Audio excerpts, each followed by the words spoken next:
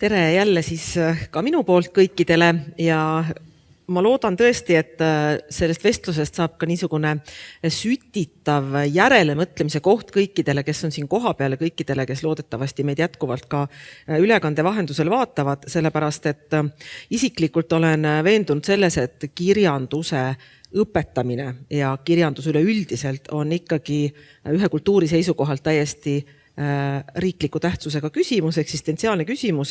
Nii et see ei ole asi, mille üle meie siin nagu neljakesi südant peaksime valutama ja siis pärast koju minema ja kogu asja unustama, vaid see on ikkagi asi, mis peaks olema päevakorral laiemalt, kui selle pärast, ütleme siis, on teatud muresid ja muidugi kui parasjagu muresid ei ole, siis ei tohi lihtsalt suikuda sellises arvamuses, et kõik on hästi. Nii et ma loodan, et mõningad mõtted, mis me siin täna avaldame, lähevad edasi, kanduvad edasi ja nende üle mõeldaks edasi ja loodetavasti siis nendel mõtetel on ka ühel hetkel häid tagajärgi.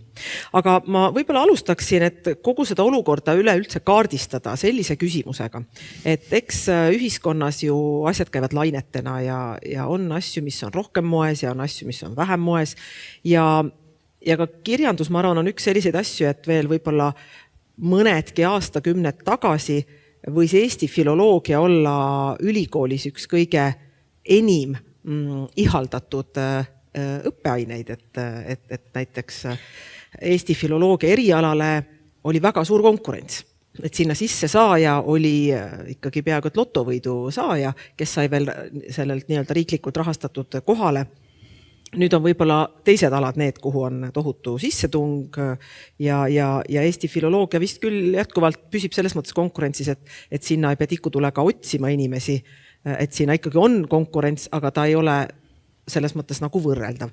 Ja kohe siit kõrvale kindlasti saab Anu kommenteerida seda tavakooli seisukohast ja Märt ülikoolis õpetaja ja kultuuri ajakirja toimetaja seisukohast, et milline see kirjanduse prestiiž teie hinnangul üldse praegu on? Et kas kogu aeg räägitakse sellest, et oi, see ongi marginaliseerunud, aga kas ta ikka on?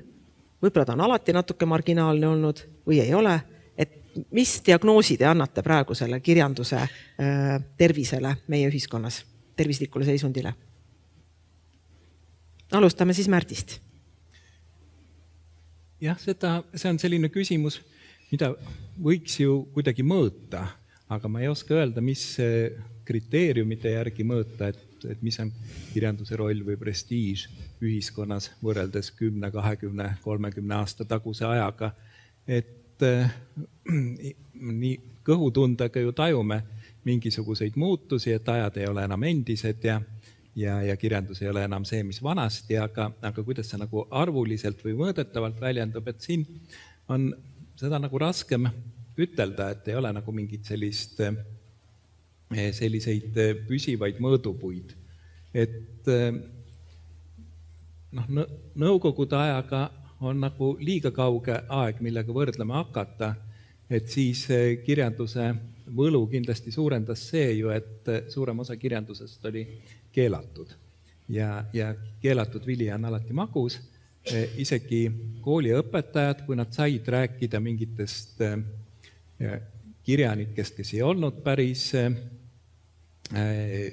ametlikult soositud või sallitud, said alati kuidagi tähelepanu võita endale ja kui vaadata, siis tõepoolest, kes ei olnud keelatud, võib-olla Eduard Vilde ei olnud keelatud ja Tammsaare ei olnud keelatud. Vildelt on küll mõned bolševike vastased artiklid, mis olid keelatud, Tammsaarelt tõesti vist ei keelatud. Ikka oli sõjamõtted ja Siegfried Transit oli ka keelatud. Kogutud teostes siis. Aga see oli juba ilusal uuel ajal. Ja muidu, kui vaadata, siis kõik ikkagi pagulased olid keelatud, arbujad, kõik, kes olid represseeritud, et need olid ju natukene keelatud. Nii et see keelatus kindlasti kirjanduse populaarsust suurendas. aga nüüd jah, kui tahta, eks ole, kirjanduse populaarsust tõsta, siis võib-olla tuleks jällegi midagi ära keelata, aga seda on nüüd raske soovitust anda, kust otsast alustama peaks. No mina räägin Tallinna Ülikooli nii-öelda metaotsast ja kuna ma siis Tallinna Ülikoolis õpetan humanitaarteaduste instituudis, kus ongi siis koondunud nii-öelda ka eesti kirjanduse õppekavad, et siis ma võin tegelikult öelda, et tegelikult sinna Eesti filoloogia õppekavale, mis meil on siis bakalaureuseastmes, on päris arvestatav konkurss, et seal ei saa öelda, et ta muidugi meie instituudi vist kõige populaarsem oleks, ma arvan, et see inglise filoloogia endiselt meil seal troonib, aga siiski me oleme päris heade näitajatega, et tuleb küll tunnistada, et meil on seal nii-öelda vastuvõtt toimub siis kahele erialale, et üks on siis Eesti filoloogia ja teine on referenttoimetaja, et põhimõtteliselt inimesed, kes kõik ikkagi kasutavad sõna ja tegelevad sõnaga, tekstiloomega, aga et seal on nii-öelda jagunevad pooleks, et kui sa ütlesid, et nõukogude ajal oli nagu tohutu konkurss või mitte nõukogude ajal, aga et varem oli prestiiž suur, aga tänapäeval marginaliseerunud, siis ma arvan, et ta on nagu kuidagi elitaarne, et marginaalne ja elitaarne, et võib-olla kõik ei usalda, kõik ei tule sinna sellele erialale enam nii kergekäeliselt võib-olla või järele mõtlemata, et võib-olla suurem mure on ikkagi väljalangevus, et me võtame vastu küll seal 20–25 inimest sinna Eesti filoloogia õppekavale ka igal aastal, aga lõpuni jõuab neist hea kui 10, eks ju, et see on ikkagi päris suur protsent, mis ära kukub ja siin on muidugi hästi palju põhjusi ka, jah. Aga Anu, kuidas siis koolitunnis on, et kas kirjandus on lemmiktund kõigil lastel? No, ma tahaks loota, et minu õpilastel on. Aga eks selle kirjandusega on, ma arvan, kõikidel aegadel olnud ühtemoodi, et on olnud inimesi, kes väga kirglikult suhtuvad sellesse, keda väga huvitab kirjandus, kes loevad, kes arutlevad, kes mõtlevad, enamasti on need ikkagi sellised intelligentsed inimesed, aga kindlasti on kõikidel aegadel olnud neid, kes ei ole kunagi lugenud ja keda ei ole kunagi kirjandus huvitanud. Ja mina arvan, et praegu mõnes mõttes on ikkagi kirjandusel selles mõttes suhteliselt head ajad, sellepärast, et kirjandust ilmub ju palju ja kes ikkagi vähegi tahab, saab kindlasti kätte, mida lugeda ja leiab enda jaoks midagi, mida lugeda. Ja eks koolides on küll nii ja naa, sellepärast, et minu töökoormus on väga suur ja mina annan tunde lausa 4 koolis ja need koolid, pean ütlema, on suhteliselt erinevad. Eks nad on muidugi erineva profiiliga ka ja on nendes ka erinevad õpilased ja tegelikult on kõikides koolides ikkagi õpilasi, keda huvitab kirjandus ja kes tõepoolest loevad rõõmuga, kes arutlevad rõõmuga, aga muidugi eks kirjandusega on koolis, ma mõtlen just nimelt tavakoolis, tegelikult ikkagi täpselt samamoodi nagu iga teise ainega, ehk siis kõik sõltub õpetajast. Kui õpetaja suudab ise oma kirgliku huviga sütitada õpilasi, ükskõik mis aines, olgu see kirjandus, olgu see keemia, siis õpilased ka vaimustuvad ja huvituvad ja kui õpetaja ise suhtub asjasse leigelt. Ja eks see on ka see, kui sa ütled, et ülikoolis on suur väljalangevus, eks sama probleem jõuab ju tegelikult ka kooli. Ei ole küsimus isegi niivõrd selles, et noored õpetajad, ka näiteks ütleme eesti keele kirjandusõpetajad ei tule kooli. Ikka tuleb neid sinna ju kooli ka, aga nad ei jää kooli, sellepärast, et töö on raske, tasu on suhteliselt nõrk võrreldes või teiste, ütleme siis ühiskonnas saadavate töökohtade eest palkadega. Ja kui Joosep siin enne ütles, et õpilane vaesekene näed, eks ole, täiskasvanud inimene ei võta koju tööd kaasa, siis õpetaja paraku on see, kes võtab koju tööd kaasa. Nii et mina ütleks, et meie tööpäevad on samasugused nagu õpilastel, et me anname päeval tunde ja õhtul valmistame neid tunde ette ja parandame töid. Ja selge see, et noor inimene, kes tänapäeval tahab esiteks saada kõike kiiresti ja leiab ka mujalt, võib-olla ütleme vähema süvenemisega natukene lihtsamat elu, miks ta peakski siis tahtma nüüd nii väga sellist rasket koormat endale võtta, et see on kindlasti murekoht. Praegu veel on Eesti koolis häid õpetajaid, ma ütleks, et kindlasti mitte vähe. Aga võib-olla siis, kui selline 50 aastate põlvkond hakkab minema pensionile, siis tekib küll probleem, kas neid noori on tulnud nii palju peale, et me jätkusuutlikult oma head Eesti haridust saame edasi kanda. See on küll mõtlemise koht kindlasti. Aga jah. Küsid, et kas kirjandusõpetajad on alati ka emakeeleõpetajad?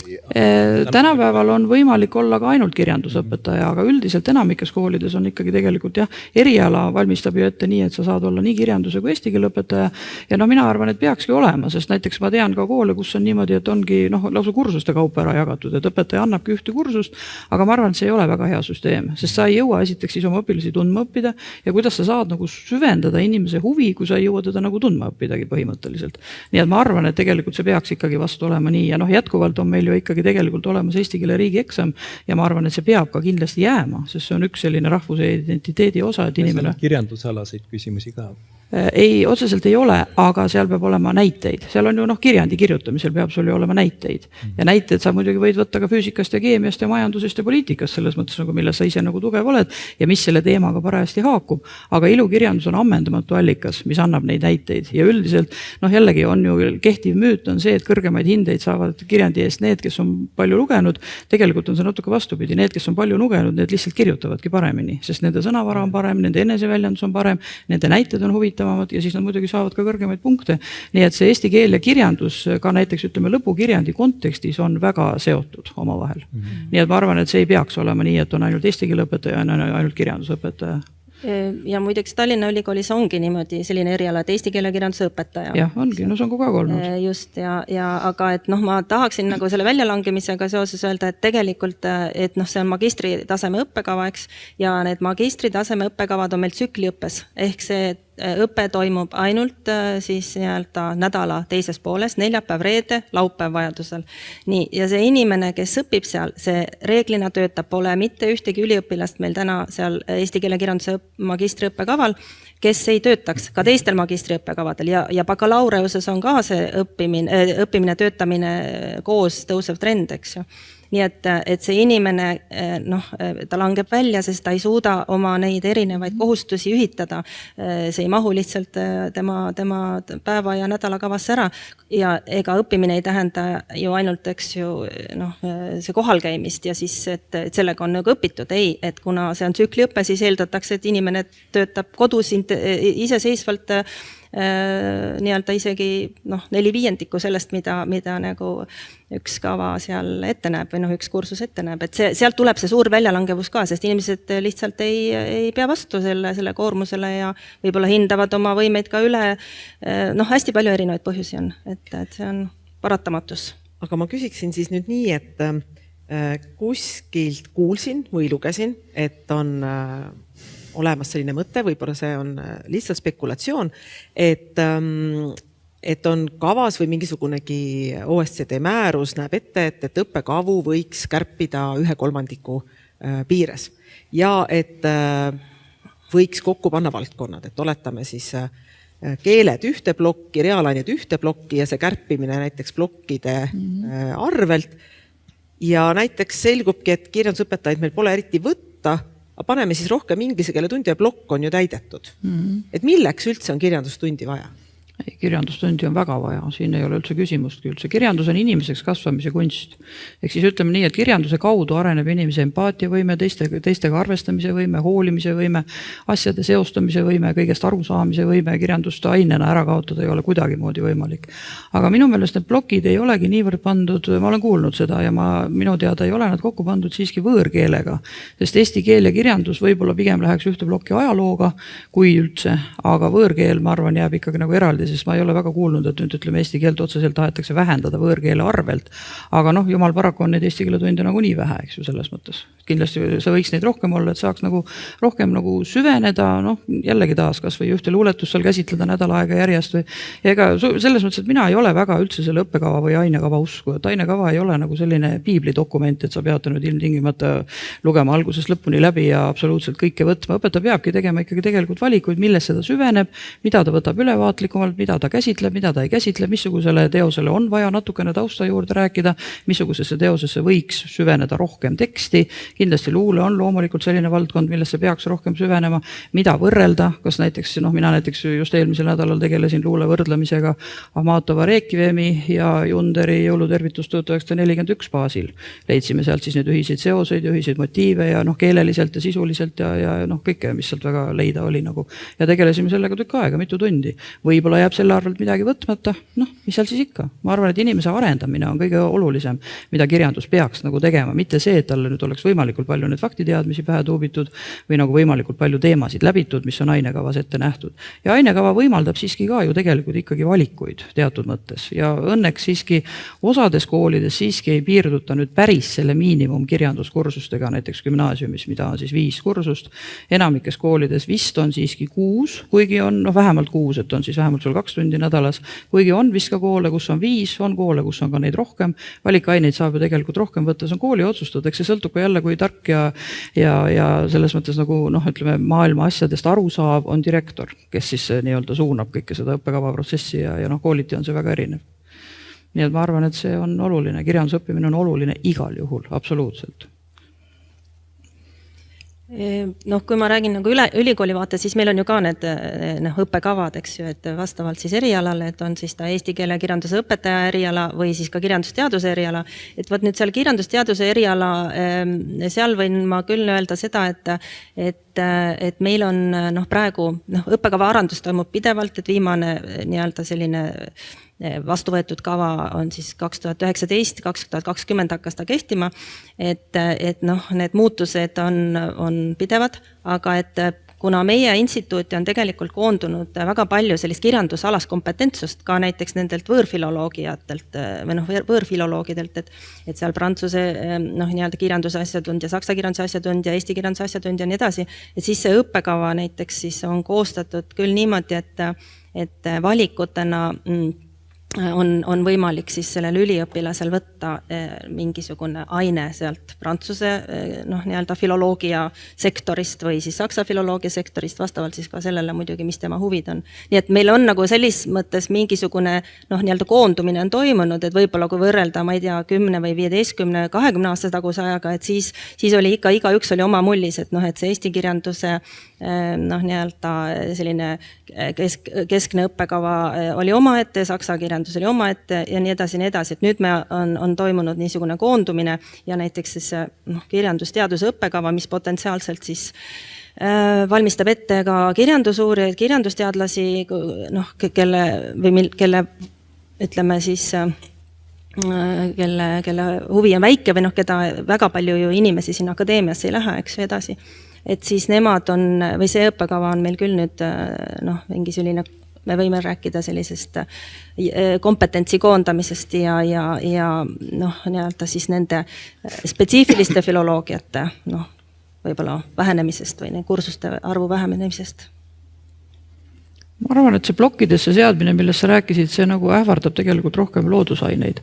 Sellepärast, et eesti keel ja kirjandus tõenäoliselt jääb ikkagi oma plokiks, et seda nüüd ma väga ei usu, et seda millegagi kokku pannakse. Ma tegelikult esitakski küsimus, et me räägime siin kirjandusest, aga palju meil on üldse eesti kirjandust kursustena? Eks eraldi kursust ei ole. Ehk siis viimase saavutusena me suutsimegi saavutada see, et me tegime valikkursuse identiteet ja eesti kirjandus, mis nüüd tõepoolest keskendub ainult eesti kirjandusele.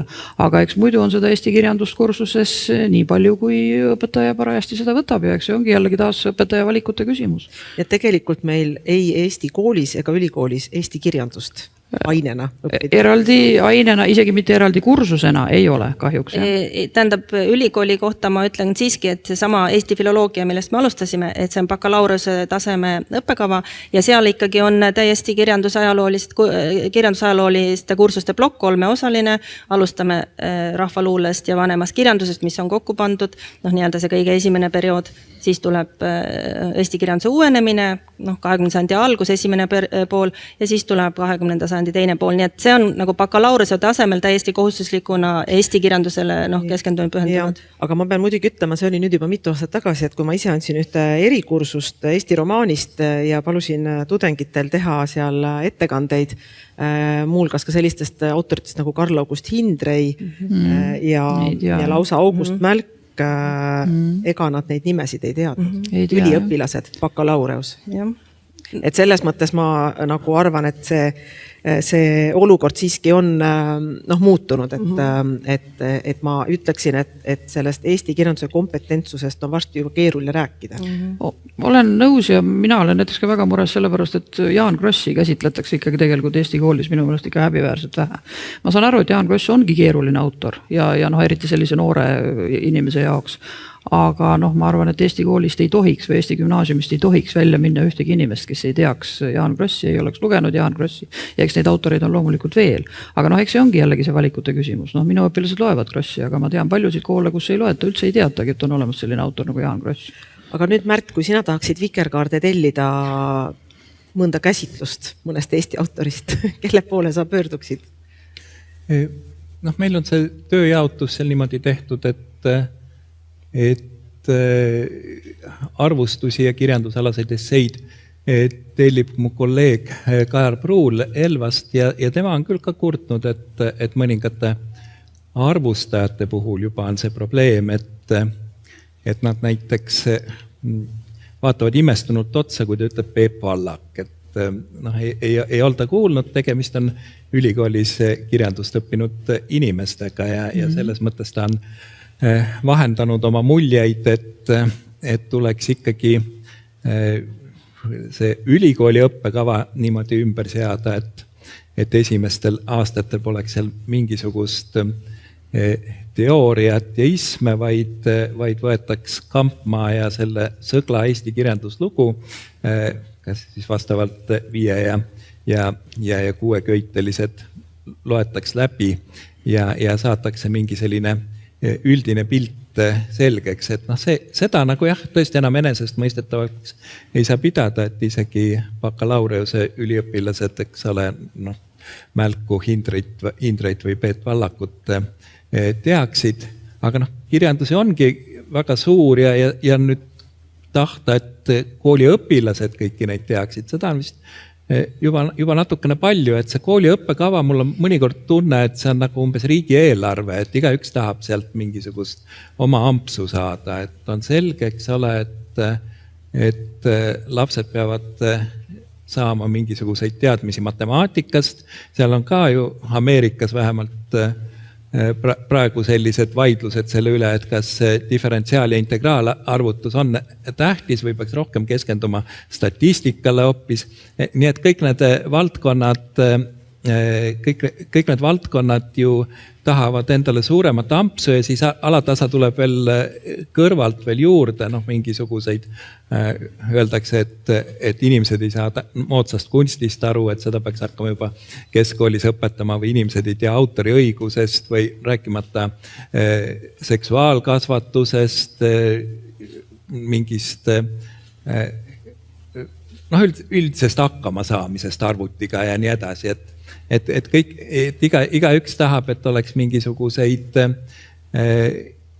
elus vajalikke oskusi andvaid koolitunde, aga see nädalas tundide võimalik arv on piiratud ja selle tõttu tulebki nagu ilmselt ka kirjanduse osas otsustada, et mida siis õpetada, et kas palju ja pealiskaudselt või midagi või keskenduda mõnele ja käsitleda seda süvenenumalt, et minu ainukene, ma ei ole kunagi laste ees klassis üles astunud ega õpetanud, et minu kokkupuude koolikirjandusõpetusega on see, et hea kolleeg Loone Ots tellis mult 10 aastat tagasi, et kui ta kirjastuses Maurus töötas, et ma kirjutaksin kooliõpiku ja see õpik kannab pealkirja kirjandus ja selle liigid, see ongi selle sisulise kursuse jaoks, siis on, eks ole, kursused. Et seda õppekava üsna jälgiv, et kui ma ise õppekavasid teeksin, siis ma ilmselt teeksin neid teistmoodi, aga kui õpikut tahta turule tuua, siis ta peab vastama õppekavale. Ja seal ma alguses siis püüan nagu ka arutada koos võimalike kooliõpilastega selle üle, et mida kirjanduse tunnid üldse andma peaksid või miks kirjandust õppida. Et kirjandus on ju niisama tore ja mõnus asi, et kõike ei pea ju veel õppima, et õppimine võib ju tunduda natukene nagu, kui see õppeaineks teha, et siis see võib nagu kuidagi peletavaks osutuda, et kirjandus võiks ju olla ka vabatahtlik, aga sellele vastuseks siis ma leian siin nagu 6 asja, mille pärast tasuks kirjandust õppida. Et esimene on tõesti see, et tutvuda väärtkirjandusteostega, et oleksid, tänapäeval ei taheta enam, et midagi nimetatakse kohustuslikuks, aga et ikkagi oleks see mingisugune minimaalne kohustuslik kirjandus, et inimesed kas või saaksid üksteise naljadest aru või oleks mingisugune ühine taust või nagu mõnikord öeldakse kultuuriruum või nii edasi, et oleksid ikkagi mingid fraasid, mida iga eestlane teab või mis neid kõnetab, paneb kuidagi kellukesed helisema. Siis ja võib-olla tõesti neid kirjandusteoseid, mida peaks nagu läbi lugema, võiks kõvasti arvendada, et neid ei pea nii palju olema, aga jah. No, palju on väga suhteline mõiste, 4 raamatut aastas minu hinnangul nüüd küll palju ei ole, mida siin veel arvendada? 4 on juba raske arvendada. Aga siis see teine on jah, et saada teadmisi kirjanduse ajaloo kohta. Et noh, kõiki kirjanikke ei jõua ju läbi lugeda, aga lihtsalt teada seda, et Vilde on vanem kui Tammsaare või Kreutzwald oli enne Koidulat või noh, umbes selline mingisugune kronoloogiline arusaamine, et enne oli ärkamisaeg ja siis tuli noor Eesti ja mitte vastupidi, et selline ettekujutus võiks ju ikkagi lastelt tekkida, ilma et nad tingimata siiski kõiki neid ärkamisaegseid kirjanikke või nooreestlasi oleksid läbi lugenud, aga mingi selline üldine jutustus sellest, mis oli enne, mis tuli pärast. Siis kolmandaks, et õppida tundma ajalugu ja inimest üldisemalt. No see on natukene juba selline selle hingekasvatusega seotud asi, millest Anu rääkis. Ja noh, tõesti, et kuna kirjandusest saab ju selle aja kohta päris palju teada ka, milles see raamat on kirjutatud, siis noh, ta võiks ju olla kuidagi sünkroonis nagu ajalooõpetusega ka, et kui sa 19. sajandist kas või Napoleoni sõdadest tahad midagi teada saada, siis palju parem kui selline mingi õpiku peatükk on, eks ole, Tolstoi Sõja ja rahu läbi lugemine, mis võib-olla koolilastele 4 köidet on küll natukene liiga palju, aga ühesõnaga jah, et kirjandus... Hakkavad vähemalt õpikut lugema suures hirmus. Et kirjandus annab mingisuguseid teadmisi. Ka palju annab teadmisi.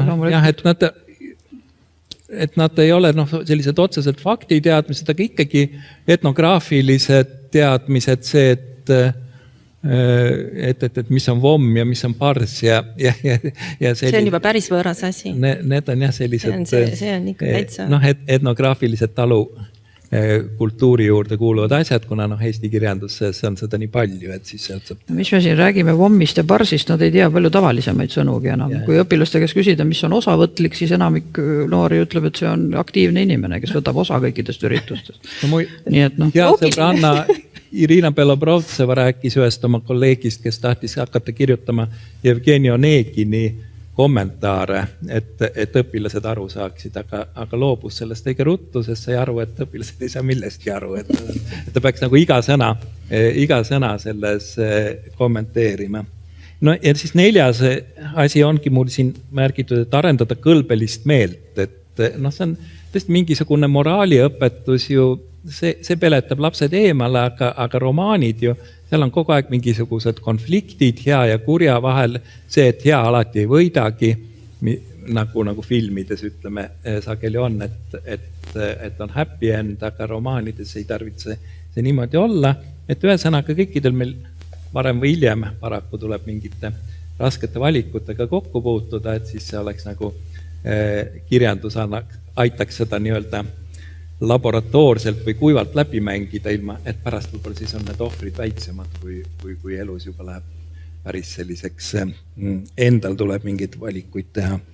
Ma korraks tohin segada, sest minu meelest kirjandus on just nimelt ka nagu mõtlemise ja arutlemise õpetus. Selles mõttes nagu, et hästi tihti just igasuguste situatsioonide läbi rääkimine ja läbi arutamine, mis on tulnud kirjandusteosest, ega siis kõiki maailma asju me ju ise läbi elus kogeda ei jõua ja pole kindlasti vajagi.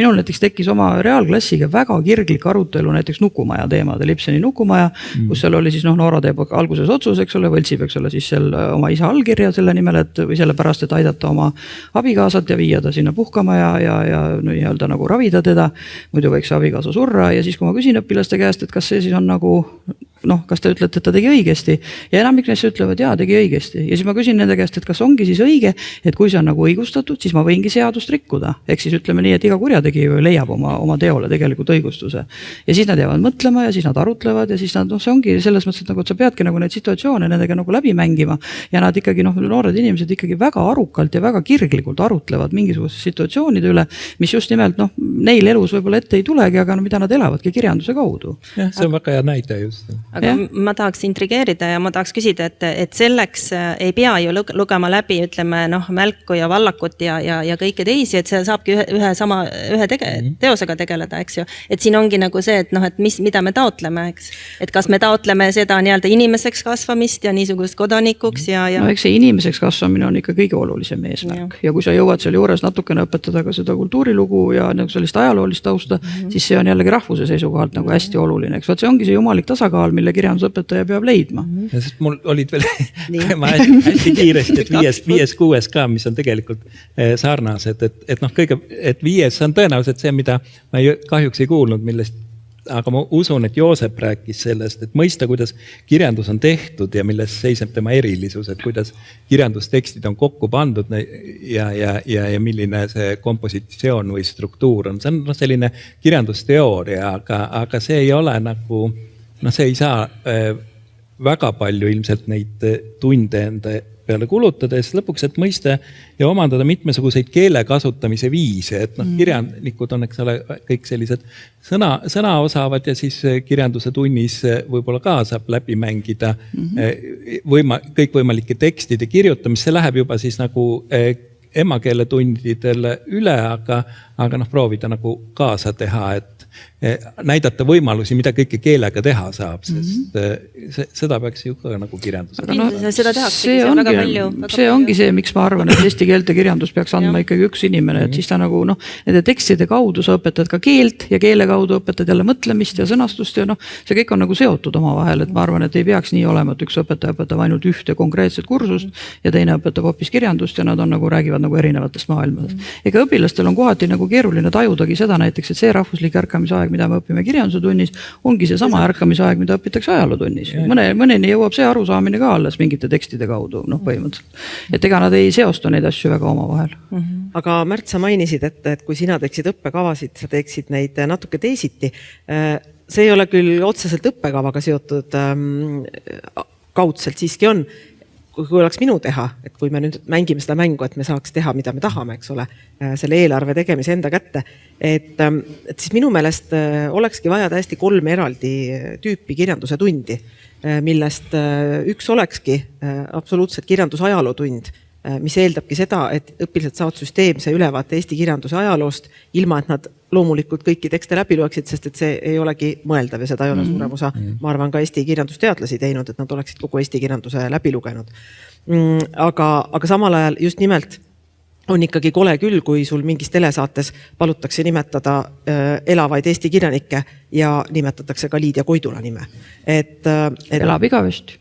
Ja, et loomulikult siis on kohe tõlgendamisruum, et kas millal kirjanik üldse sureb ja nii edasi, aga olgem siiski ausad, et sünni- ja surmadaatumid eksisteerivad.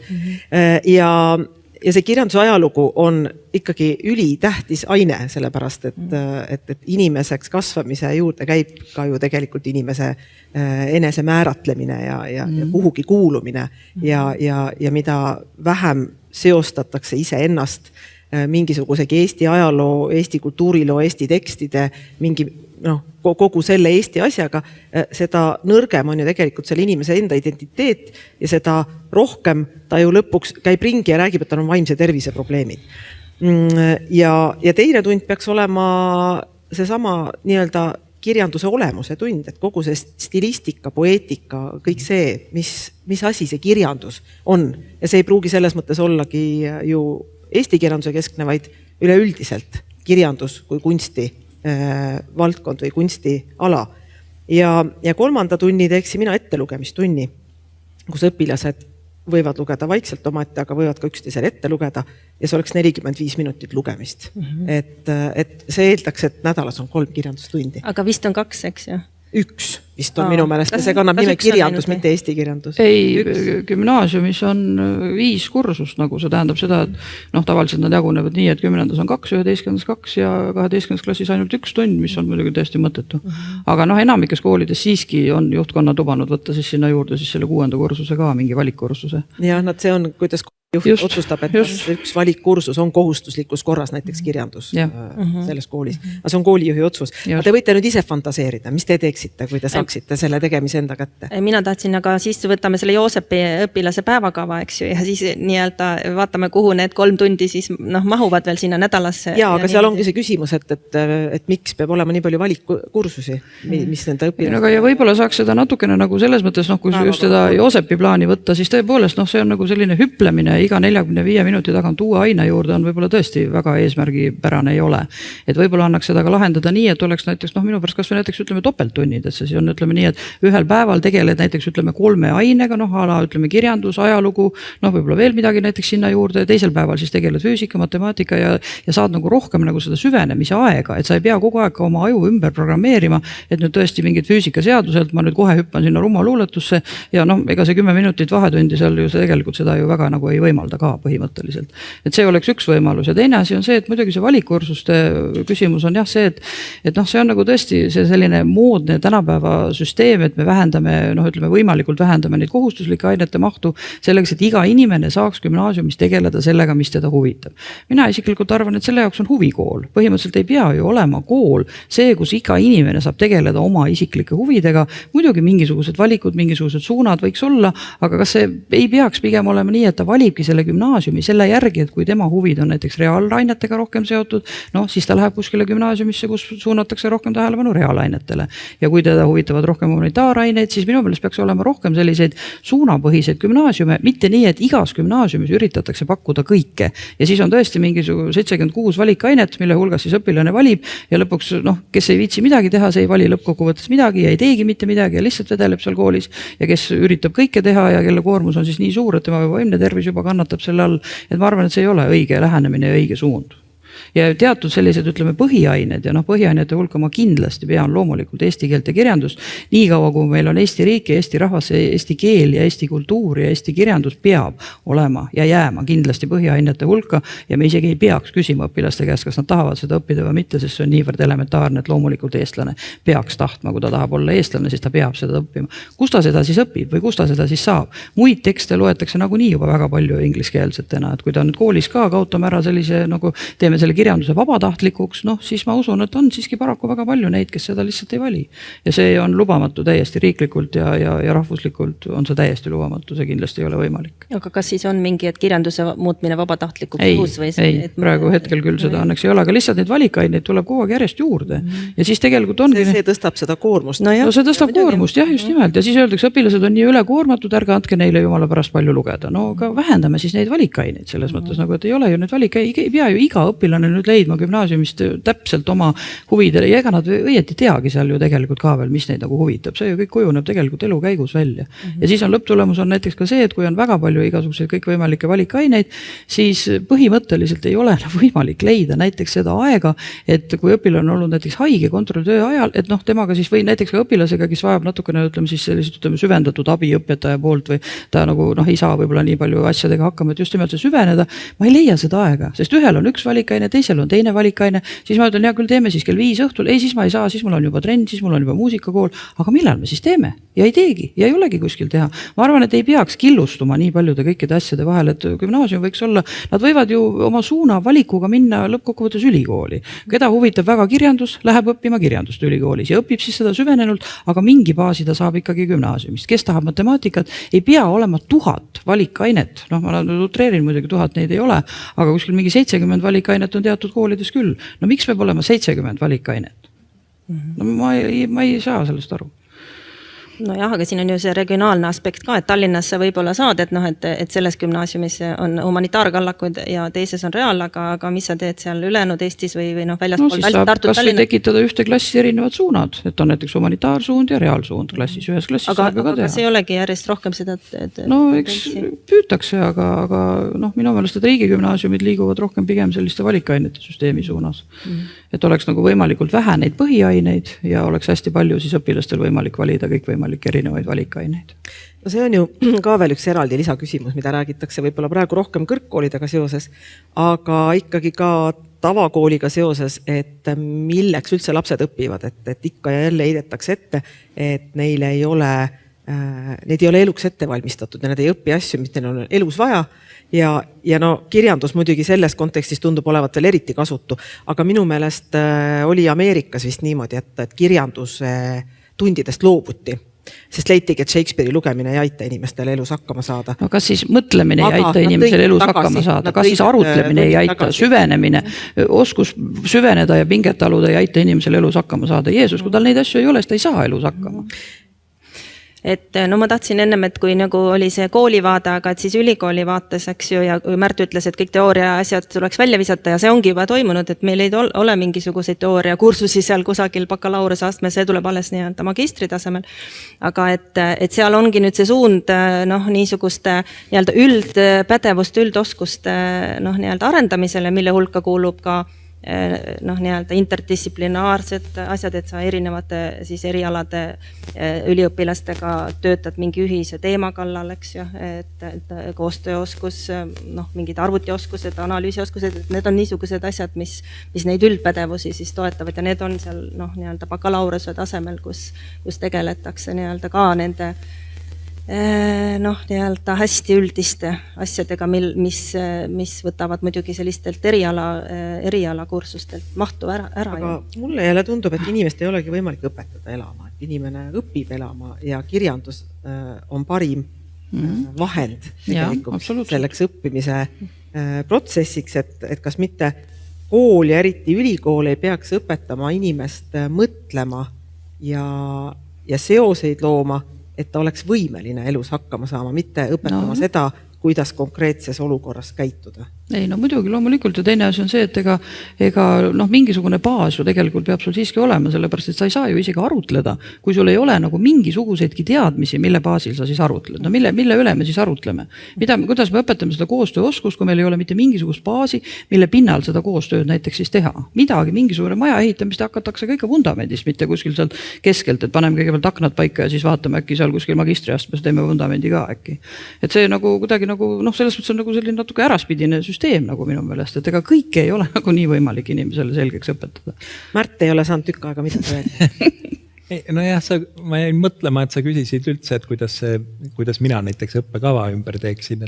Ma olen selle peale isegi mõelnud, et praegune see, mis gümnaasiumites õpetatakse, et ma ei ole kindel, kas selline ainete jaotus väga kaua vastu peab, et võib-olla 10 aastat veel, aga siis tõenäoliselt ikkagi toimub mingisugune põhjalikum reform, sest see lähtub ikkagi sellisest ettekujutusest, et mis oli ka nõukaajal ja on tõenäoliselt sellest 19. sajandi gümnaasiumide süsteemist, et õpetada välja selliseid renessansi inimesi, kes teavad keemiat, füüsikat, bioloogiat, matemaatikat, emakeelt, võõrkeeli, ajalugu ja nii edasi, et neid vähemalt mingit tosinat ainet õpitakse. Et ma usun, et siin toimub mingisugune koondamine, et ma ei tea, kuidas nende reaalainetega on, et kas nad on juba üheks science'iks kokku pandud füüsika, keemia ja ei ole praegu veel. Ei ole veel. Aga lihtsalt kuna need füüsika, keemia õpetajad kipuvad otsa lõppema, siis varsti pannakse ilmselt. Ja võib-olla isegi matemaatika lükatakse, kui seda nagu hästi ei kujuta ette ja siis tegelikult ju kirjanduslugu on ju ka üks osa ajaloost, kultuuri ajaloost, et selle mingisugune ettekujutus inimkonna ja Eesti ajaloost peaks lastel olema, aga kas on tarvis selleks eraldi aineid, kirjanduslugu ja siis poliitiline ja sõjaline ajalugu, võib-olla saaks neid ka kuidagi kokku panna ja koos õpetada. Nüüd eesti keele õpetamine, eks ole, see kuulub nagu sellise hakkamasaamise asjade hulkadest, et juba inimene oskaks politseile avaldust kirjutada ja selliseid asju teha ja lõpuks on terve hulk veel selliseid hakkamasaamise aineid, kuidas igasuguseid andmebaase kasutada, kuidas kondoomi kasutada ja nii edasi, et need võiksid siis olla ka veel mingisugune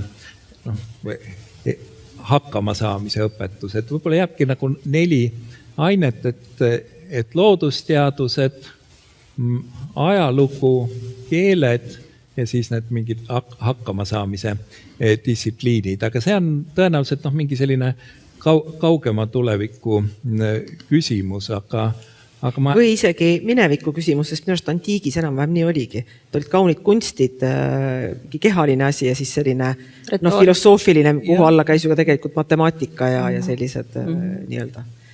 Et see praegune killustumine, mis on olnud küll üle 100 aasta, väga kümnekonnaks erinevaks distsipliiniks, et ma arvan, et see kuidagi lihtsustub, et mitte, et ma selle üle õnnelik oleksin, aga ma lihtsalt aiman siin mingisugust sellist paratamatut tendentsi, aga seal peab tõesti siis olema sellistel puhkudel valvas, et kogu selliste reformide käigus seda kirjandust ära ei unustataks. Tegelikult ju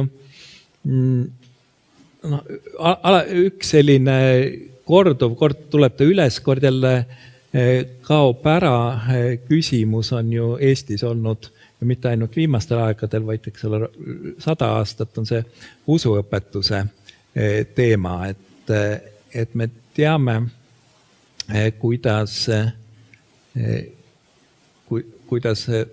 või et see on ju ka oluline osa isegi ilmalikele inimestele kultuuripärandist, et nad piiblilugu natukene tunneksid, et selle peale on ka nagu ju väidetud, et seda võiks siis kirjanduse tundides õpetada või kultuuriloo tundides, et mitte pöörata siis hingi mingisuguse konfessiooni poole, vaid jagada kultuuriloolisi teadmisi. No mina näiteks natukene õpetan piiblit 10. klassi alguses. Sellel ju baseerub kogu Euroopa kultuurilugu. Tegelikult juba, kui räägime mingitest Saalomoni otsustest ja mingitest sellistest ka metafooridest, mis on piiblipõhised, ega tänapäeva inimene seda eriti ju ei tea. Siia juurde tuleb lihtsalt ka mainida, et Eesti kultuurilugu ega kultuurilugu ju ka ei ole ainena olemas. Aga meil bakalaureases on maailmavaated ja usundid, täiesti selline kurs. Ja, aga ma mõtlen tavakoolis. Ja tavakoolis kui Eesti kultuurilugu. Ei ole muidugi, see kõik peabki sinna kirjanduse tundide sisse mahtuma. Ja meil muideks on ka niimoodi, et see on Eesti kultuuriloo kursus on või selline Eesti kultuuriloo põhialused, aga see on eesti keel teise keelena ja Eesti kultuur, et selles mõttes see on nii-öelda muukeelsele Vene koolis on ka kursus eesti kirjandus. Ja veel mõnda aega tagasi vähemalt oli. On praegu minu teada. Nendes vene koolides oli Eesti kultuuriloo kursus, aga Eesti koolides mitte, mis on päris paradoksaalne. Aga kuna me varsti peaksime vist hakkama otsi kokku tõmbama oma jutu osas, et siis üks nagu niisugune oluline teema minu meelest kirjanduse õpetamise juures ja ikkagi jääme siis praegu siia Eesti kirjanduse juurde, üks suur terve valdkond, millest oleks võinud teha tegelikult eraldiseisva vestlusringi, on kirjandusklassika kordustrükid, enda kättesaadavus ja kooliraamatukogud. Et ma ise olen mõnda aega, tegelikult nüüd juba mõningad aastad tagasi aru saanud suure niisuguse üllatusega, et raamatukogudes, kasutusraamatukogudes on ju selline komme, et raamatud, mis on vanemad teatud ajast, kantakse maha. Ja tegelikult on Eesti selle kirjandusklassika hulgas, mida meie siin kõik veel ikkagi kirjandusklassikas peame, mida nooremad inimesed võib-olla pole kuulnudki neid autoreid, nendest ju kordustrükke ei ole tulnud ja need on raamatukogude riiulitelt kadunud. Nii et kui inimene läheb raamatukogu, siis ta mingisuguseid nimesid juba sealt isegi enam ei leia riiulist.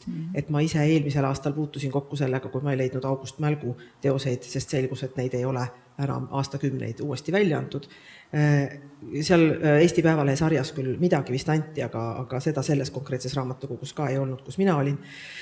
Ja teine asi on see, et raamatukogu hoidjatega rääkides olen ka aru saanud, et kui siis see niisugune veneaegne peenikeses kirjas kollasel paberil sageli ka selliseid näpujälgi täis peaaegu et kleepuv raamat siis sellele lapsele ulatatakse, siis on ju ilmne, et ta ei kavatse seda lugeda, sest tal on seda vastik isegi puudutada. Et kuidas see õpetajate kogemus nüüd on selle kirjandusklassika lugemise ja kordustrükkidega, et kas tegelikult määrab palju see, kas raamat on uuesti välja antud või mitte. Eks ta ikka osaliselt määrab ja kindlasti siin on see regionaalne mõõde ka, sest loomulikult ütleme Tallinnas või Tartus on kindlasti raamatukogusid rohkem ja kindlasti rohkem ja lihtsam neid asju kätte saada, kui võib-olla tõesti kuskil väiksemates piirkondades ja kaugemates piirkondades, Häädemeestel näiteks, kus sa sellest lähed, Pärnu on kõige lähemal, eks ju, selles mõttes nagu sealt ei sõida iga päev linna selleks, et raamatukokku minna, kindlasti kohe mitte. Nii et eks see on kindlasti probleem. Mina olen kohati näiteks läinud, see ei ole muidugi tegelikult, ütleme, see ei ole lahendus, aga väiksemate teoste puhul ma olen näiteks isegi ma tahtsin näiteks, et mu õpilased loeksid Euripidese Ifigenia Aulises ja siis ma lihtsalt skännisin selle raamatu ja saatsin neile, mul on oma koduleht, panin oma kodulehel üles ja nad lugesid seda sellisel kujul siis sealt. Aga see ei ole jätkusuutlik ja selge see, et mis iganes paksu raamatut sa niimoodi ei suuda teha, eks. Nii et selles mõttes kindlasti selliseid teatud, ütleme siis klassikalisi ja väga olulisi teoseid tuleks välja anda uuesti, et nad oleks kättesaadavad loomulikult. Ja antoloogiaid ja kogumikke ka, et kunagi, kui ma Tallinna Ülikoolis värsiõpetust õpetasin, siis tundsin just puudust sellisest kooli antoloogiast, kus oleks väga erinevaid luuletusi sees ja mida saaks klassi või auditooriumisse kaasa võtta ja oleks piisavalt mitmekesine ja nii edasi. Umbes nagu sõnarine on ilmunud ka need koolisõnarised, aga selline üheköiteline võiks ta olla, aga siin tulevad tõesti ju need igasugused autoriõiguslikud probleemid ette, et iga kirjastaja teab, et luuleantoloogia koostamine on üks õudusunenägu, sest ta peab ikkagi olema esinduslik ja ammendav ja kui äkki kellegi autori pärijad ei nõustu õigusi andmas, siis see antoloogia jääb selliseks poolikuks ja see on nagu üks teema, et ma kirjandusõpikute puhul on ju samamoodi need autoriõigused, mis võib-olla piiravad siis mingisuguse valikute tegemist.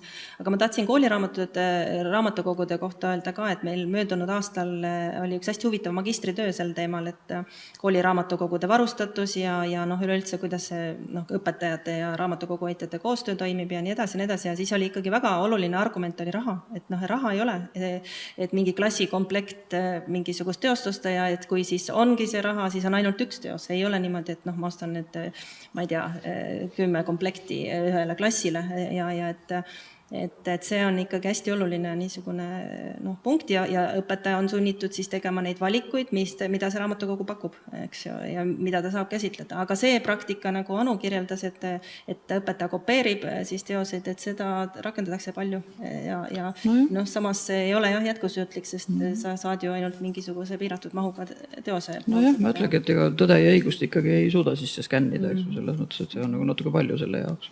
Mingi väiksema näide. Tõde ja õigus on olemas, eks ole, internetis,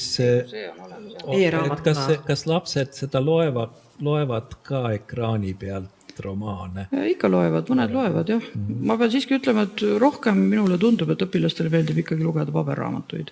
Aga on neid, kes loevad ka e-raamatuid ja ega kui on kättesaadav e-raamatuna, miks mitte. Kui talle sobib see variant ja kui see on talle lihtsam, siis mul ei ole ka midagi selle vastu. Ma küsiksin lõpetuseks veel sellise küsimuse, et me oleme nüüd siin arutanud, õieti põgusalt kaardistanud neid kõikvõimalikke erinevaid probleeme või küsimusi, mis selle kirjanduse õpetamisega nii koolis kui ülikoolis koos käivad või mis on esile kerkinud. Kuidas teile tundub, kas Eestis on olemas mingi selline institutsioon või organisatsioon või oleks seda vaja või kas neid on üldse piisavalt, mis kui Eesti kirjandusega tegeleb, et kirjandus vajab tegelemist, et kui need tekstid jäävad sinna aastakümnete vahel nüüd juba varsti poole või rohkem sajandi tagustesse ikkagi aegunud trükistesse vedelema, et siis selle kirjandusega mõnes mõttes ei olegi väga palju midagi peale hakata. Et kirjandus vajab uurimist, ta vajab tõlgendamist, ta vajab populariseerimist, ta vajab käsitlemist, ta vajab rääkimist. Kas meil on piisavalt institutsioone, mis sellega tegelevad? Et kas või õpetajatel oleks uusi materjale võtta, mis neid ennastki inspireeriksid ja mille abil siis oma tundi läbi viia? või ongi õpetajad varsti see institutsioon? Mulle tundubki, ma just tahtsingi öelda, et minu meelest õpetajad ongi osaliselt see institutsioon, ega väga paljud õpetajad teevad ikkagi ise oma materjale. Vist ega mina ka, kogu lugupidamise juures ma ei kasuta ühtegi kirjandusõpikut, mul on ainult oma materjalid, aga ma olen juba nii pikka aega olnud õpetaja. Tuleb noor õpetaja, tal on ikkagi vaja, loomulikult. Ükski, ma olen lihtsalt nii ennast täis, et ükski kellegi teise poolt valmis kirjutatud raamat ei rahuldanud. Aga selles ma tahangi võtta natuke siit ja natuke sealt ja oma rõhuasetused panna ja süveneda mingitesse teistesse asjadesse ja mul on aastate jooksul lihtsalt kogunenud selline materjali väga paljudel eesti keele kirjandusõpetajatel on selline materjali kogu. Aga et nüüd keegi nagu väga aitaks või neid antoloogiaid ja muid asju tuleks kuskilt, seda ma ei ole väga nagu küll märganud, kui päris aus olla. Jah, millal ilmus viimane Eesti kirjandusõpik? Mitte sellel sajandil. No eks Opiku seda platvormi täiendatakse eks jooksvalt, et Põhikoolis on isegi natuke vist see pilt natuke paremini kaetud, aga gümnaasiumis, eks need 5 kursust, see, millest ühe Märt kirjutas, need on, ega rohkem ei ole kirjutatud selles mõttes. Aga nendega on jälle natukene see probleem ka, et kui on nagu iga kursuse jaoks eraldi kirjandusõpik, siis see tähendab koolide jaoks tegelikult väga suurt väljaminekut. See tähendab seda, et igale õpilasele tuleb ju osta 5 kirjandusõpikut põhimõtteliselt ja see on natuke, koolidel käib see rahaliselt üle jõu. Mina näiteks ei kurna oma kooli sellega, et ta peaks neid õpikuid ostma. Ma teen ise oma materjalid, ilma rahata. Aga jah, neid institutsioone on minu meelest ju tegelikult liigagi palju, aga ei ole sellist tsentraliseeritust ja koordineeritust. Et kui me võtame, kui palju praegu on tegelikult kirjanduse uurimisega hõivatud inimesi, siis ma arvan, et olukord ei ole kunagi olnud nii hea.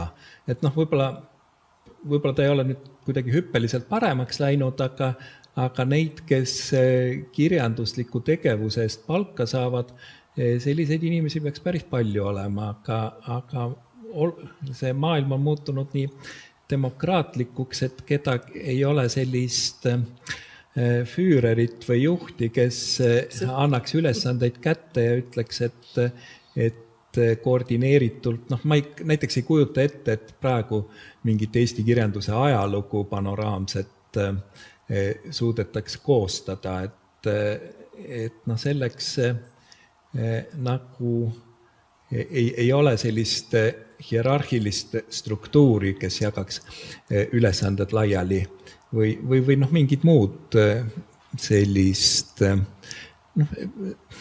Ega ei saa ju taga igatseda mingisuguseid selliseid kirjandusinstituute, mis kogu sellealase pädevuse enda alla koondaksid, aga sellist nagu suuri plaane ma ei ole kuskil näinud, kuidas tehakse. See tuleb eks ole teaduse rahastamise viisidest ja see on tõeline selline soo, mille arutamisse ei taha praegu uppuda, aga eelistatakse selliseid projektipõhisust, mis tähendab seda, et selliseid generaalplaane, et mis tuleks kirjanduse uurimisel, millise aja jooksul ette võtta, et selliste koostamine tundub praegu üsna lootusetu. Samas ma arvan, et nagu need sama nii-öelda sfääri või tasandi inimesed teevad tegelikult koostööd, eks ju, nii nagu Tallinna Ülikool teeb Tartu Ülikooli kirjandusuurijatega koostööd, nii teevad õpetajad oma erialaorganisatsioonides koostööd ja mõtlevad, et mis meie erialal on nii-öelda, kus need puudujäägid on, et näiteks seesama kõrgkooli õpik, kus sina ka ju kaasa lööd, et näiteks kirjandusteadusele suunatud kõrgkooli õpik, eks. Et ma ka ei kujuta ette, et oleks mingisugune selline katusorganisatsioon, kes siis kõike kuidagi haldaks. See pidi vist ilmuma 5 aastat tagasi. Jah, tegelikult ta pidi eelmisel aastal ilmuma, kas nüüd sellel aastal ilmub, loodame, ei tea.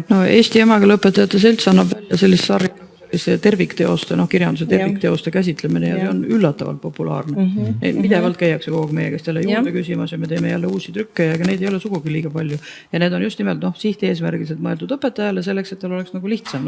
Mingid ülesanded, eks ole, mida ta saab nagu eeskujuks võtta ja mida ta saab kasutada, mingid töölehed. See on väga minev kaup selles mõttes, sellist tööd võiks kindlasti rohkem olla. et Ja, nagu ma- kolleegidena toimub see koostöö, et ei ole nagu sellist, et noh, igaüks nokitseb kuidagi oma nurgas ja ei tea, mis teine aga ei teeb. ole suurt ülemust, kes ütleks, Jah. et mida Et tähtaeg on siin ja kes jagaks sellised No, ülesanded. mõnes mõttes on see muidugi hea, et on selline demokraatia ikkagi vabadus. Mina näiteks ei kujuta ette praegu, et mulle tuleks keegi ütlema, mida ma pean kirjandust õpetama. Ma tahaks ikka nagu ise otsustada ja ise leida need materjalid ja noh, selles mõttes, et aga noh, kindlasti mingisugused alusmaterjalid, eriti just alustavale ja nooremale õpetajale kindlasti peaksid olema ja sellega ma olen ka nõus. Ma ei saa kõike nagu oma jah, aga no ütleme, sina oled tõesti pikalt õpetanud, siin me usaldame, aga kui tuleb keegi, kes ütleb, astub klassi, ütleb, et ärge muretsege, minuga te Tammsaret lugema ei pea, siis ma seaksin ikkagi sellise õpetaja pädevuse kahtluse alla. Seda kindlasti. Ja selliseid õpetajaid on. Kahjuks olen neist kuulnud, nii et võib-olla ikkagi mingi väike nagu selline distsiplineeriv rida peaks sees jooksma ka õpetajal, kes tahab olla väga vaba. No ei, muidugi loomulikult, eks kuskil on seal vabadusel ka kindlasti piir ja vaba sa saad olla siis, kui sa oled piisavalt kompetentne. Kui sa seda ei ole, siis ei ole seda vabadust ka loomulikult vaja. Aga muidugi, eks me jõuame jällegi teemaga ringiga sinna õpetajate jätkusuutlikkuse juurde, selles mõttes, et õpetajad lihtsalt hakkavadki otsa saama ja kui koolides töötavadki inimesed, kes tegelikult ei ole ju õppinud õpetajaks, vaid kes on ükskõik missugusel, ma ei tea, natuke hakkab levima selline ka, et kui ma olen töötanud mingi firma juhina ja tegelenud nagu inimeste juhtimisega, et asise klass seal siis õpetada ei ole. Et minu meelest see nüüd nii lihtne ikkagi tegelikult ei ole. Et õpetaja on vaja ikkagi teatud sellist pedagoogilist võimekust ja kõike seda muud, mis kuulub ikkagi sinna juurde. Lisaks sellest ainest, mida ta õpetab, võiks teada. Ja järjest ikkagi on nagu, see on nagu järjest suurem probleem, et ei tule väga nagu neid inimesi peale, kes oleks tõesti kompetentsed.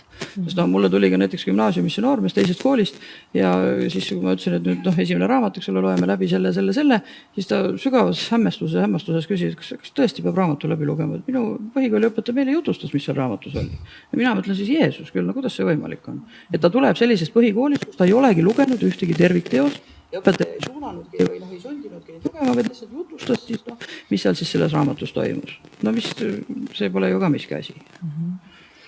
Samas ma ütlen, et meil praegu õpib 58 üliõpilast selle eesti keele kirjanduse õppekaval, et see on nagu lootust andav ja see on tõusev trend, et nagu vastuvõtt suureneb. Aga ma saan aru, et mõnes valdkonnas nagu see füüsika ja üldse reaalained, et seal on ikka olukord veel kurvem. On veel hullem ja teine on ikkagi see, et nad tulevad, aga võib-olla mõni tulebki kooli, aga nad ei jää kooli. No nad ei jää kooli. Hästi vähe on ikkagi neid, kes jäävad ja kes vaatad 10 aastat hiljem, et ta veel ikkagi on koolis ja siis ta on saavutanud seal suurema pädevuse ja selle suurema kompetentsuse ja mis iganes, eks ju, kõik. Ega ühe aastaga ei saagi keegi kompetents, eks ju. See ei olegi võimalik.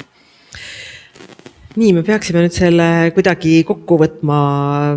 Teemad nagu ikka läksid lõpuks harali, sellepärast, et see ongi väga lai arutluskoht. Väga paljusid asju me ju üldse ei puudutanudki, mis puudutab kirjanduse õpet.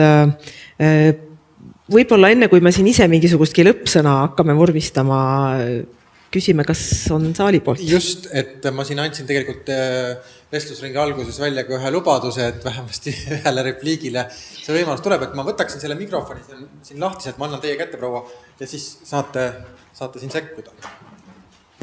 Ja, vabandage, ma olen olnud ka 40 aastat koolis, kõik redelipulgad peale koristaja on läbi käidud. Ja praegu kuulates seda ettekannet siin väga huvitav, mis palju oli mulle juba tol ajal, ma üle 20 aasta ei ole enam koolis, olid minu käsutuses, millega mina tegelesin. Ja praegu tunnen ma muret eesti keele pärast. Ma olen kirjandusega päris korralikult kursis, ma olen vene filoloog ja lugedes ajalehti, kuulates televiisorit, on nii palju vigu eesti keeles, et häbi hakkab, kuigi ma ei ole üldse eesti keele õpetaja. Ma ei saa aru, kuidas niimoodi saab. Ja teine asi, mis on, ja keel ei ole surnud. Keel muutub aastatega. Momendil näiteks tõlgitakse vene keeles Puškinit vene keelde, sest seal on nii palju sõnu, mis rahvas enam ei tea, ei tunne. Sama toimub eesti keelega, aga mis kõige rohkem häirib, on inglise keel. Üle sõna on ingliskeelne sõna. Televiisoris vaata õhtupoolikul huvitavad filmid ilma tõlketa, puhas inglise keel. Ma olen jah rumal, inglise keelest ei tea ma mömmigi, sest ma olen õppinud saksa keelt. Nii et peale lõunat lülitan ma oma televiisori vene kanalite peale, kus ma kuulen, mida ma kuulen ja saan aru, mida seal räägitakse. Aga eesti keel kuulake tänaval. Släng ja inglise keel. Kui niimoodi edasi läheb, siis meil 10 aasta pärast eesti keelt ei ole. Uskuge mind. Ma olen vana inimene. Ja ma kardan, et see niimoodi edasi läheb. Kui meil eesti keelele nii vähe tähelepanu pööratakse. Kas olete minuga nõus? See on murekoht kahtlemata. Tänan. Ja see on ka näiteks üks, ma ei teaks, kostab üldse või? Okay. Et see on ka näiteks üks põhjus, miks minu meelest kindlasti peaks alles jääma eesti keele riigieksam. Just nimelt selline, ütleme, korralikus, heas eesti keeles kirjutatud tekst ja selle nii-öelda ettevalmistamine on kindlasti ka, ütleme siis gümnaasiumi üks ülesandeid. Loomulikult see peab olema, aga eks eesti keele õpetajad on kõik täpselt selle sama pärast mures. Loomulikult, eks me näeme seda ju iga päev, kuidas õpilased jällegi taas, ta teab, näiteks põhimõtteliselt õpilane teab väga hästi, mis on mahetoit, aga kui sa ütled, et keegi rääkis mahedalt, siis ta ei saa enam aru, mis ma ütlen. Ta ei tea, mis asi on tüüne. Ütleme, sõnavara muutub, eks ole, põhimõtteliselt. Lihtsalt meie jaoks sellised teatud täiesti tavalised sõnad on juba sellised, aga samas nad kasutavad tõesti sellised, ütleme, toortõlkelisi inglise keelest otse võetud vorme, mida üldse eesti keeles absoluutselt olemas ei olegi üldse sellist sõna. Ja siis ta on nagu paha, nagu mina ei saa aru, mida ta kirjutab, et miks ma ei pane talle suurepärast hinnet siis selle kirjutatud teksti eest. Aga eks eesti keele õpetajad võitlevad sellega nii palju, kui nad vähegi suudavad. Aga kogu ühiskond on nii-öelda selle poolt ja see on nagu hästi keeruline võitlus. Aga ega seda võitlust muidugi tuleb jätkata loomulikult, kui me tahame, et meie keel säiliks. Kindlasti on see oluline, loomulikult. Mina lihtsalt ka sekundeerin nii palju, et lõputult kasutan ka nüüd võimalust öelda seda, et esimene asi, mida minu meelest saaks teha, on see, et pööraks tunniplaanides ikkagi jälle vastupidiseks võõrkeele ja eesti keele vahekorra. Et kui ma nagu vaatan ikkagi tundide kavasid, kus on 4 korda või 3 korda nädalas, 4 korda nädalas inglise keel, 3 korda nädalas vene keel ja 2 korda nädalas eesti keel, siis see peaks olema vastupidi. Eesti keel peaks ikkagi olema kõige rohkem. Vene keeles ja inglise keeles on grupitunnid, aga eesti keeles on täisklassitunnid. Jah, et see eesti keele olukord Eesti koolis ei ole, ma ütleksin, ei vasta sellele prestiižile, mida me oma keelele tahaksime saada. Kahtlematu. Siin oli vist saavutati konsensus, et olukord on kriitiline. Ja mul on kiire kommentaar, et ma olen tegelikult selle alguse ühelt healt kaasteeliselt, kes on kooli direktor, kes toob alati näiteks ühe artikli, mille pealkiri oli, et Eesti metallitööstuse probleemid algavad põhikoolist. Ehk siis Eestis tuntakse uhkust hariduses selle üle, et sotsiaalmajandusliku tausta mõju õpi tulemustele on võrdlemisi madal võrreldes teiste koolide, teiste riikidega. Aga see toob kaasa ka selle, et ootused koolile ja haridusele on ülisuured. Ja eriti torkab silma eesti keele kirjanduse õpetaja, kes peab hoolitsema absoluutselt kõige eest. Et vaadata üldpädevusi, ainepädevusi, lisaks ka tegelikult need oskused, pädevused, mis peaksid olema kõikide aineõpetajate ülesanne, näiteks kirjutamise oskus. Kõik vaatavad eesti keele kirjanduse õpetajate otsa, kes korraldab, ma ei tea, emakeele päeva, eesti keele kirjanduse õpetaja. Ehk siis eesti keele kirjanduse õpetaja on psühholoog, ainealaselt pädev, ühesõnaga see on täiesti meeletu töökoormus. Ja lisaks sellele me näeme, et eesti kirjanduse õpetajad kulutavad valdav osa oma ajast, millele õppematerjalide loomisele, täpselt nagu Anu rääkis, mida mujal nii ei ole. Nii et selles mõttes, kuidas nagu Anu alustas minu arvates, jah, et eesti keele kirjanduse õpetajatel on see meeletu töökoormus ja ootused neil on ülisuured. Näiteks, ma ei tea, ettekannete tegemine. Millegi pärast kõik õpetajad vaatavad eesti keele kirjanduse õpetaja otsa, et sina pead selle ära lahendama. Kõik ülesanded on eesti keele kirjanduse õpetajal. Jah, see oli lihtsalt minu kommentaar. Ma olen nõus, nii on. see on vist üks põhjus, miks ka õpetajad koolist lahkuvad, et nad ei saa keskenduda oma ainele, vaid nad peavadki olema IT-spetsialistid, psühholoogid, sotsiaaltöötajad ja kõike muud. Ja nad lihtsalt põlevad läbi. Nii, kas on veel mõni mõte, repliik, see ei pea olema küsimuse vormis, võib ka lihtsalt veel sõna sekka öelda. Andke märku. Kui see nii ei ole, siis ma küsiks võib-olla lõpetuseks, kasutan võimalust ka ise veel ühe sellise üldise küsimuse. Et kuulates teid, kuidas teile tundub, et kui te tõite välja kõiki neid probleeme, mille keskel me praegu oleme, et kas meie kirjanduse õpetamisel, kirjanduse lugemisel, kas on olemas Eestis, kas saab siiski rääkida mingit tüüpi nagu traditsioonist? No näiteks nagu on olemas laulupeod, et neid korraldatakse iga 4 aasta tagant, iga 5 aasta tagant. Et kas me saame rääkida mingit tüüpi traditsioonist, nagu millest nagu lähtuda? Või oleme me sellises demokraatia tingimuses, kus meil tõesti on nagu kõik hästi vaba, lahti iga õpetaja saab nagu luua seal mingi oma väikese saarekese ja see jääbki tegelikult õpetaja riisikule. Või on mingi sõnastamatu, nähtamatu, mida ei ole kuskil kaanonites otseselt kirjas, kodifitseeritud, see lihtsalt nagu on õhus. Kas on midagi säärast põhimõtteliselt olemas, millest saaks nagu ka lähtuda, kui me mõtleme seda uut maailma, milles me oleme, ülikoolid, raha vähe, kõik nii edasi. Võib-olla Märt Väljataga isegi, ma kuidagi mõtlesin just Märt Väljataga peale seda küsimust nagu mõlgutades. Tunnen maailma inimesi liiga vähe, et sellele vastata, et muidugi selliste inimeste hulgas, kelle seas mina ringi liigun, on see traditsioon olemas, aga kaugemale ma näen, et koerus on ka, et inimesed kuulavad seda juttu, aga niimoodi nooremate põlvkondade hulgas, et kes niimoodi ise kirglikult tahaks minna tagasi kuskile Eesti kirjanduse varasematesse perioodidesse ja tuhnida noor Eesti albumites või vanades loomingutes.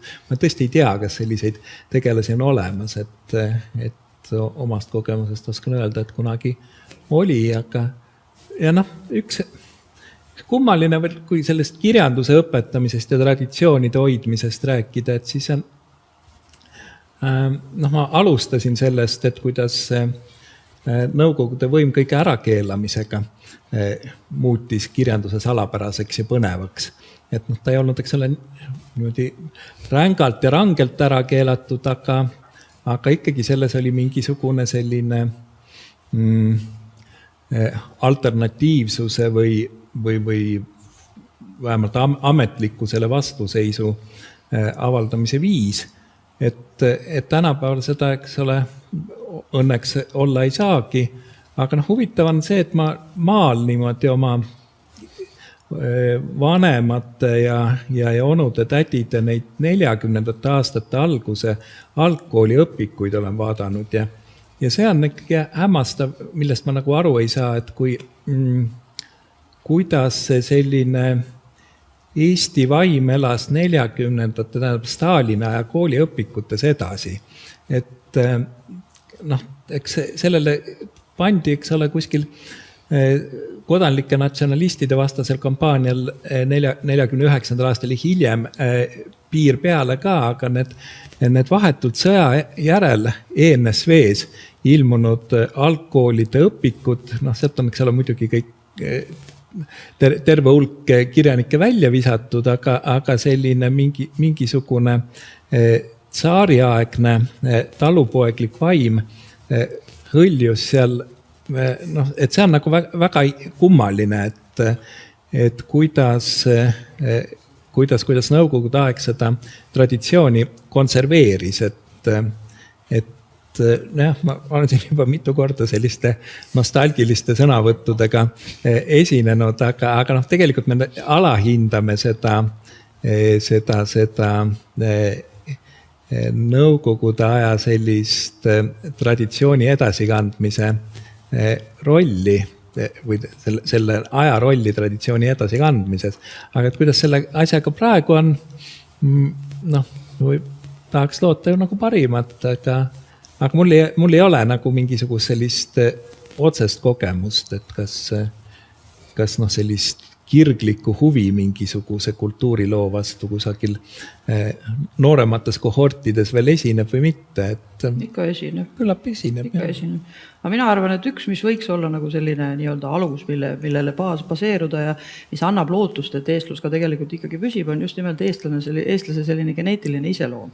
Ehk siis me oleme paraku töökad, me üritame ennast meeleheitlikult surnuks töötada kogu aeg, see on eestlasele omane.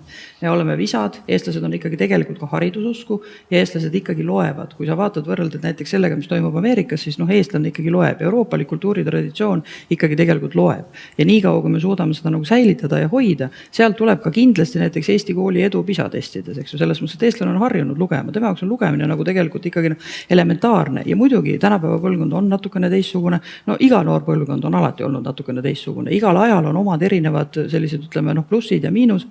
Nõukogude ajal oli kindlasti see, et võib-olla oli nagu trotsis säilitati seda eestlust, aga tegelikult, kui me nüüd mõtleme, siis tegelikult nii palju igasuguseid kõikvõimalikke raskeid perioode on olnud ja eestlane tegelikult on sealt igalt poolt läbi tulnud. Mina küll ei mõtle nii, et eestlane sureb välja. See ei ole lihtsalt võimalik. Juba meie see geneetiline iseloom on nagu selline, et me hoiame oma rahvust ja keelt ja see jääb ikkagi püsima. Aga muidugi peab sellega tegelema ja seda peab jätkusuutlikult edasi kandma ja noortele tegemagi selgeks, et see ongi see, mida nemad peavad tegema, sest meie sureme võib-olla ära mõne 10 aasta pärast, aga nemad on need, kes säilitavad selle eestluse ja kultuuri. Ja kui me suudame seda oma koolis hoida, siis püsib ka see kultuur ja eestlus, ma arvan. Ma tahaks lisada, et ma vestluses ühe kolleegiga sain teada, et tegelikult see, et meil on kirjanduse tund koolis, et see ei ole üldse nagu nii-öelda tavaline, et tegelikult on selline Ida-Euroopa fenomen, et võib-olla see ongi nagu ka nõukogude aja nii-öelda pärand positiivses mõttes ja heas mõttes, et meil on koolis eraldi kirjanduse tunnid, et Ameerika on siin mitu korda läbi käinud, et seal ei ole ja on teisi palju näiteid, et nagu seda head me hoiame ja ma usun, et ka see kaanon ja nagu see klassik millest me oleme täna palju rääkinud, et need on ikka need samad Koidulad, Tammsaared, Krossid, eks ju, ja et võib-olla see, ma ei tea, inimene, kes seal saates seda Koidulat üldse ei seostanud oma kaardi peale, aga ikkagi õpetaja koolis õpetab seda Koidulat, meie ülikoolis õpetame samamoodi seda Koidulat, eks ju, nii et selles mõttes siin nagu mingid lõhkumisi või selliseid lammutamisi ja et tõmbame kõik nii-öelda pjedestalilt maha, et selliseid asju ei ole, et me jätkame ikkagi neid samu traditsioone, millele on, ma ei tea siis juba väga-väga ammu alus pandud. Ja, ma tahakski täpsustada, et kirjandustund ei ole nõukogude aegne, vaid et meil on ju tegelikult olemas hiilgav siiamaani, mõtleksin väga hästi kasutatav Mihkel Kampmaa Eesti kirjanduse peajooni ja Mihkel Kampmaal on muide juubeli see aasta vist isegi millalgi nüüd kevadel. Ja ma arvan, et seal on tegelikult selle traditsioonile küllaltki tugev alus pandud ja ma arvan, et see kehtib nii, nagu mulle tundub, et Tuglase poolt ikkagi päris jõuliselt kehtestatud sellised kirjanduse kvaliteedimärgid on alateadlikult meisse surutud, et me hindame kirjandust tegelikult ikka veel nii, nagu Tuglas tahtis, et me seda hindaksime heaks ja halvaks. Aga see on, ma jõuan ka tagasi enda alguse juurde, et see on ka prestiiži küsimus, et kui me peame seda tähtsaks, siis see traditsioon säilib. Kui ikkagi väga suurel osal inimestest tekib küsimus, aga keda see huvitab, miks meil seda vaja on, siis see laguneb. Ja see ongi see, kus on see kooli roll tegelikult. Jah, ma arvan, et see peab ka tulema, see peab tulema ka kodust. Aga alati ta kodust ei tule ja koolist ta peab ka kindlasti tulema. Kena, ma tahan Maarja sulle anda tegelikult selle paneeli lõpetamiseks sõna, võib-olla ainult veel väikene repliik, mis mul endale pähe kargas, et kui oli juttu ka nendest väljaannetest või trükistest, mida seal siis raamatukogus saab, et sellist vana paberi moodi sellist pudi kohati. Et kui ma loodan, ma ei eksi, see on juba ka mõned aastad tagasi, kui need tähelepanekud sündisid, et siin oli juttu, et kes on Liidia Koidula, et kui minna praegu raamatukokku, palun Liidia Koidula materjalid, siis tegelikult see, mis sulle antakse, on ka aastast 1957 need kogutud Koidula teosed ja tegelikult on väga palju Eesti kirjanikke, kelle puhul ongi kas selline nõukogudeaegne või lausa Eesti-aegne just väljaanne, kui rääkida sellist totaalväljaandest, kus on võib-olla ka isegi mingisugune järelsõna või kommentaarid. Et uues riigis siin on neid kirjanikke üsna vähe, kes saaks uhkustada sellega, et neil oleks selline korralik mingil kujul siis ka akadeemiliste tunnustega võib-olla selline totaalväljaanne. Võimalik, et ei olegi sellist päris täiskujul mitte ühtegi sellist. Et kui meil ei ole selliseid institutsioone, kes selle eest nagu peaks hoolt kandma või toodi välja, et selline üldine demokraatia, et kas see siis ei sõltu ikkagi nendest isiksustest, kes kirjandusväljal tegutsevad, et need, kellel on see kompetents, kellel on see teadmine, et tegelikult nende enda ettevõtlikkus lihtsalt, et kas panna sellised asjad käima või mitte, et keegi nagu meie ees seda siiski ära ei tee, et kas mõni teist oleks valmis Tammsaare uus kogutud teosed välja anda või seesama Krossist oli juttu, Krossist on üks väljaanne, aga tegelikult ütleme, kes tahab natuke rohkem süveneda, see väljaanne ei saa rahuldada teda, et panna käima korralikult need väljaanded, siis kõigepealt, et oleks see tekstiline alus üldse, et kus siis lugeda seda raamatut. Ütleme nii, et see kindlasti oleks väga hea, aga mina ütlen ausalt, et tegevõpetaja päevaplaani see paraku ei mahu. Ööpäevas on siiski ainult 24 tundi. Ja sellised tekstoloogilised või väga teaduslikud väljaanded, et nende publik on paratamatult suhteliselt väike, et Koidulast on olemas see Undla Põldmäe oma, kus on kõikide variantidega varioorum selline korralik väljaanne, aga neid tõesti uuemal ajal on tehtud nüüd iseseisvuse ajal Fäälmanist, eks ole, mitmeköiteline.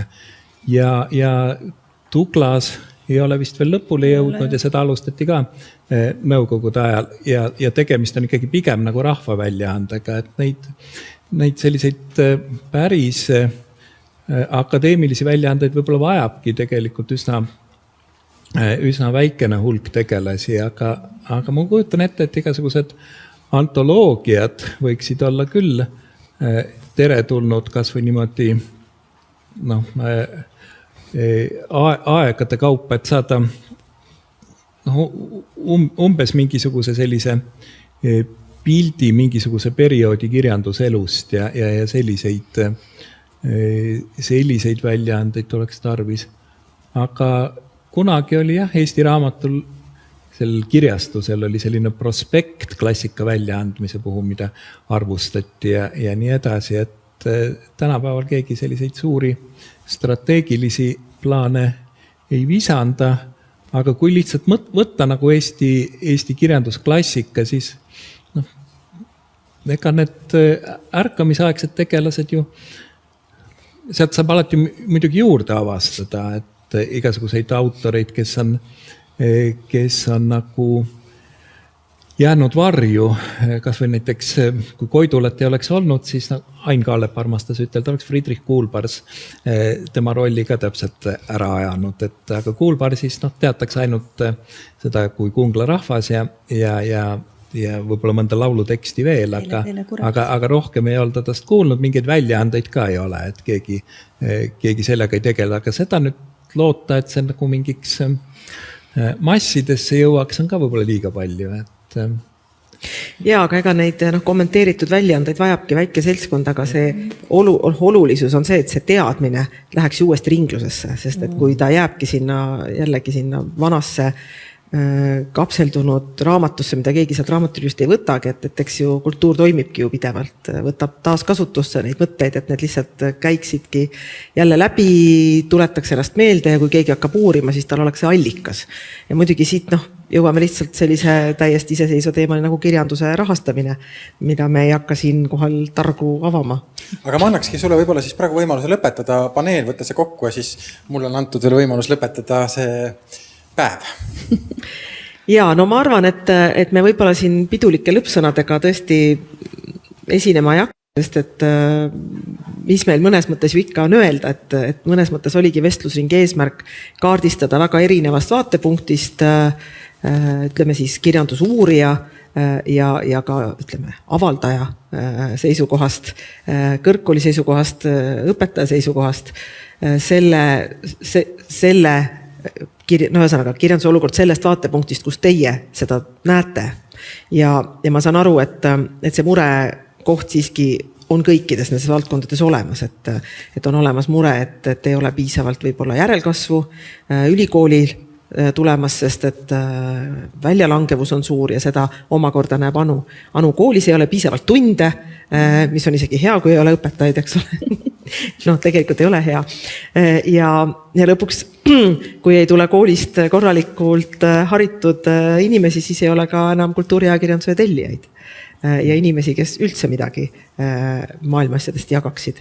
Nii et ma arvan, et selle paneeli kokkuvõte on see, millega me alustasime, et Eesti kirjandus on riikliku tähtsusega küsimus ja seda peab tõesti siis pidevalt päevakorral hoidma, et see ei ole miski, mis iseenesest enam tundub nii, eksisteeriks, ütleme siis kõikides peades kui tähtis asi, vaid seda tähtsust me peame ikkagi paratamatult meenutama. Ja ma tahaks ise ikkagi nüüd loota, lõpetan propagandistina, et Riigikogu võtab vastu ka Eesti kirjanduse päeva riiklike tähtpäevade kalendrisse, sest et siis on vähemalt üks päev aastas, kui me saame pidada Eesti kirjanduse päeva, sellest rääkida, seda meenutada ja võimalusel lausa pidunädala enne korraldada.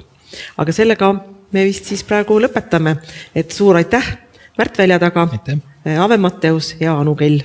Mina olen Maarja Vaino.